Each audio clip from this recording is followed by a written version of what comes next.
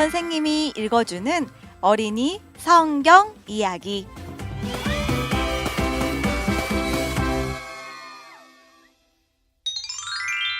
117번 이야기. 하나님이 하늘에서 불을 내리셨어요. 열왕기하 1장 말씀. 아합이 이스라엘의 왕으로 있는 동안 겉으로는 꽤 나라를 잘 다스리는 것처럼 보였어요. 아합은 나라가 부유하고 강하게 되는데 많은 힘을 쏟았거든요. 아합은 백성을 안전하게 지킬 수 있도록 거대한 성들을 지었어요. 그리고 아합의 큰 군대는 이스라엘 주변 이방 나라들을 두렵게 만들었어요. 이제 아합 왕은 죽고 아들 아하시야가 새로운 왕이 되었어요. 성경은 우리에게 이 새로운 왕에 대해 일러주기 전에 모압 땅이 문제를 일으키기 시작했다고 말해주고 있어요. 모압은 이스라엘과 싸울 군대를 준비하고 있었는데 아합 왕이 죽은 거예요. 이것이 새 왕 아하시야가 만난 첫 어려움이었어요. 하지만 아하시야 왕은 곧 더 나쁜 어려움에 부딪히게 되었어요. 자기 궁의 난간에서 떨어져 다치게 된 거예요. 그 난간은 아마 위층 침실의 창문에 있던 난간이거나 궁의 위층 현관 주변의 난간이었던 것 같아요.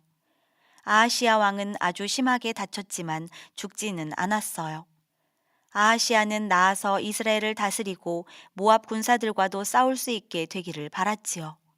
그래서 자기가 나을지 안 나을지를 알아야만 했어요. 아하시야 왕은 신하들에게 말했어요. 가서 에그론의 신 바알세불에게 내가 이 병에서 회복될 것인지 물어보거라. 회복된다는 건 낫게 된다는 뜻이에요. 에그론은 블레셋 땅에 있었던 이방 도시였어요. 에그론의 백성은 바알세불이라는 특별한 바알신을 섬기고 있었지요. 바알세불의 의미는 파리들의 대왕이라는 뜻이었어요. 파리들을 불러올 수도 있고 머물러 가게 할 수도 있는 왕이라는 뜻이지요. 아하시야 왕은 파리 대왕에게 자기가 나아질지를 물으려고 했던 거예요. 왕의 신하들은 에그론에 가지 못했어요. 하늘에 계신 하나님이 신하들이 준비하는 동안 일하셨기 때문이에요. 하나님은 선지자 엘리야에게 천사를 보내 말씀하셨어요. 일어나 올라가서 왕의 전령을 만나라. 엘리야는 왕의 전령을 만나자 날카롭게 꾸짖었어요. 이스라엘에 하나님이 없어서 에그론의 신 바알세불에게 물으러 가는 것이냐? 엘리야가 한 말의 뜻은 너희가 바알세불에게 가고 있는 이유는 이스라엘에 하나님이 없기 때문이냐? 정말 그러하냐? 라는 것이었어요. 그 말을 한 후에 엘리야는 하나님이 주신 말씀을 더 전했어요. 아하시야는 반드시 죽을 것이다. 아하시야 왕이 죽는 것은 떨어져 다친 상처 때문이 아니에요. 자기가 저지른 끔찍한 죄 때문에 벌을 받아 죽게 되는 거예요. 그 죄란 뭘까요? 아하시야 왕은 마치 하늘에 하나님이 계시지 않은 것처럼 행동했어요. 아하시야 왕은 하나님께 주의를 기울이려 하지 않았어요. 물론 아하시야 왕은 하늘과 땅을 만드신 여호와 하나님에 대해 모두 알고 있었지요. 아하시야 왕은 하나님이 베푸신 기적들에 대해서도 여호와의 선지자 엘리야에 대해서도 모두 알고 있었어요. 하지만 아하시야 왕은 하나님과 하나님의 선지자에게서 등을 돌렸어요. 들으려 하지 않았어요. 오히려 그 대신 우상 선지자들에게로 파리 대왕에게로 나아갔어요. 이 때문에 아하시야 왕은 죽게 되는 거예요. 깜짝 놀란 신하들은 즉시 돌이켜 아하시야 왕에게로 돌아갔어요. 그리고 자기들을 만나러 온 그 사람, 꾸짖음과 벌에 대한 말씀을 전한 그 사람에 대해 모두 말했어요. 신하들은 아하시야 왕이 죽을 것이라는 사실을 말해야만 했지요. 아하시야 왕은 물었어요. 너희를 만나러 와서 그 말을 한 사람은 어떤 사람이었느냐? 신하들은 그 사람이 낙타 가죽으로 된 외투를 입고 있었다고 말해 주었어요. 왕은 말했어요. 엘리야구나. 아하시야는 이제 뭘 해야 할지 알았어요. 엘리야를 죽여야 하는 거예요.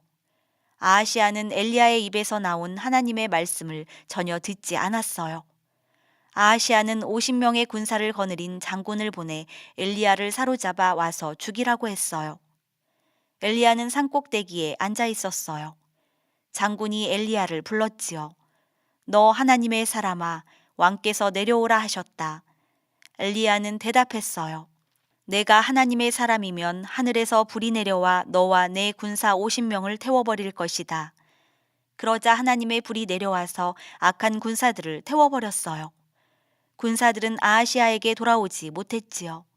그러자 아하시아의 마음은 더욱 딱딱해져서 50명의 군사를 거느린 다른 장군을 다시 보냈어요.